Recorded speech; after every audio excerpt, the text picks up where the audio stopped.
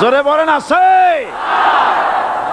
আজ আমাকে কথা বলতেই হবে ইনশাআল্লাহ, কারণ আগামীতে আবার আপনাদের সাথে দেখা হবে কিনা আমি জানি না।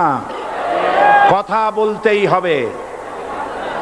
বসেন, কেউ দাঁড়িয়ে থাকবেন না।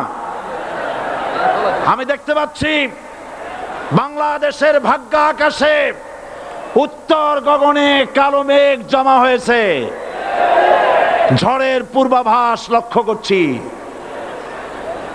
যদি মোকাবেলা করতে না পারেন সক্ষম ভাবে, এমন অন্ধকার গাঢ় কালো অমাবস্যার রাত আসতে পারে যার সুবে সাদেক হওয়া অসম্ভব। সুতরাং আপনারা কি কাপুরুষের মতো কাফের মুশরিকদের গোলামি করে মরতে চান?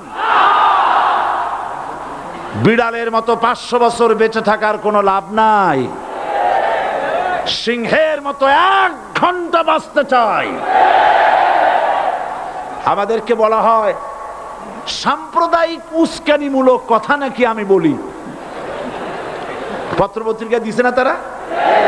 সাম্প্রদায়িক উস্কানি কথা, সাম্প্রদায়িক উস্কানি।